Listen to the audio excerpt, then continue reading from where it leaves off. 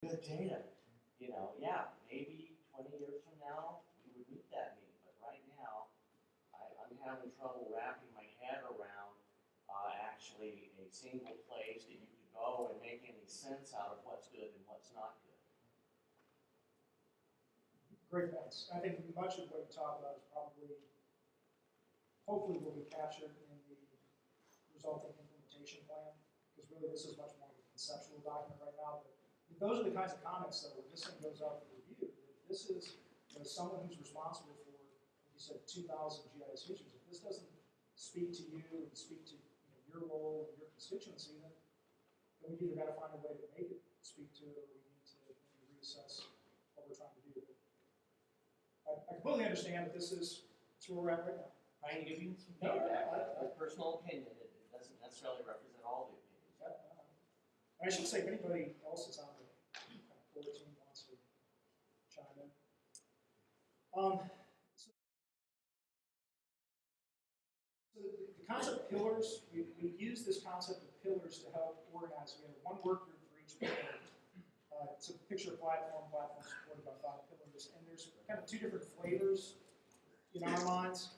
One is those pillars that are really the offering. What is it that the platform is envisioned to provide? And those are the first 2. There's common data services and applications and shared infrastructure. And then there's the supporting pillars. What is necessary to have in place to be able to deliver those first 2? So segment architecture, governance, and portfolio management.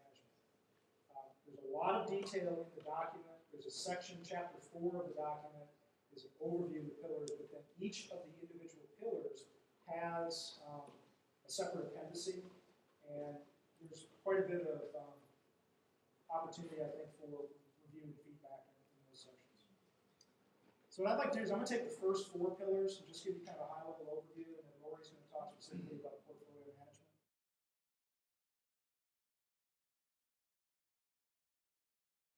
So the common services, standardized geospatial data services and application that are used across agencies. And what we did, we asked each of the work groups, there was a kind of outline of 8 or 10 areas we wanted them to focus on, and one of them was, what are some of the high priorities that we would then turn into implementation items? So for each of these slides, you'll notice some high priorities here.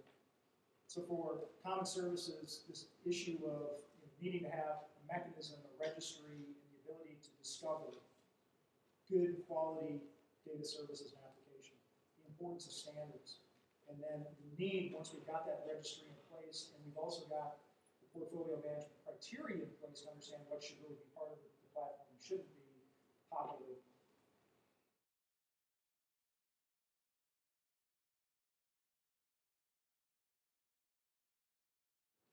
Shared infrastructure is probably the most straightforward one, at least to me.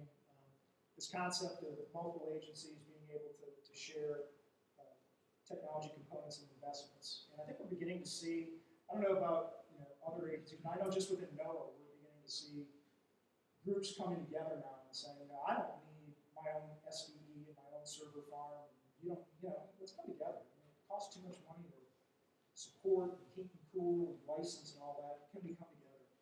So some of the selected priorities for this group, identifying the reliable hosts. The second one's pretty intriguing. Within, just like anything else, I suppose, when you look across the federal sector, we've got some agencies that have tremendous geospatial capabilities, NGA, DOI, EPA, Commerce, huge investments.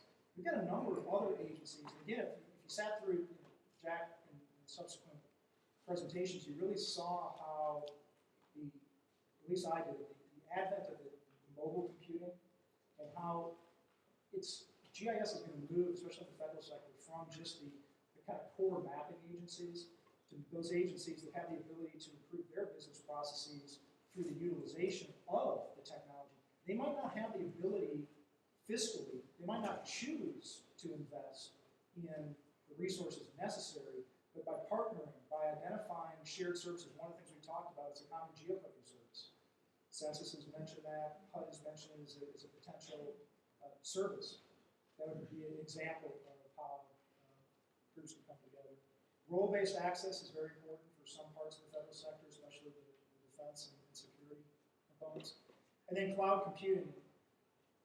You can't go anywhere these days without hearing about cloud computing, but personally, I've yet to see somebody show me a really successful instance of a geospatial cloud activity. I know Doug Niebuhr from the FGDC is leading this GeoCloud sandbox, I think it's called, which I think is going to be very helpful to our community. He's got 7 or 8 test projects that he's working on. But I think a lot of us are intrigued by it, but I don't think we're quite there yet. There was a really interesting discussion at the NDAC meeting on are there things that the federal sector can do to provide some guidance and best practices about what's possible within the geospatial arena with respect to cloud computing.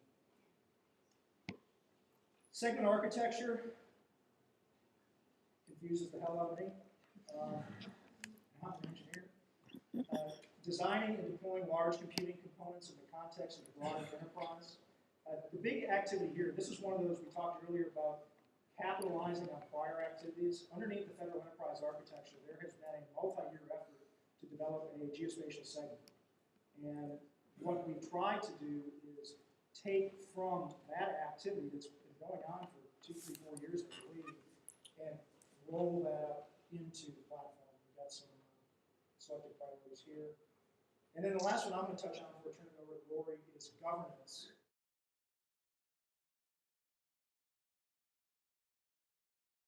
And how are we going to govern the platform? And if you go back and you look at that original language, it talks about this not just being a federal activity. So I think we've got some real lessons learned, some successes, some maybe not so successes within how we've been managing and coordinating geospatial activities within the federal sector. But as you start layering on other states, regional governments, you start bringing in, what is the governance model?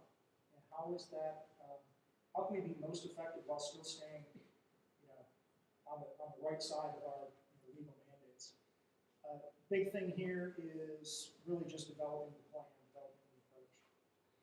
So those are the first 4 pillars, and what I'd like to do now is turn this over to Lori, who's going to go, quite a bit more depth into portfolio management, because this relates to what this session originally was titled, which was lifecycle management, line of business. Thanks, Tony.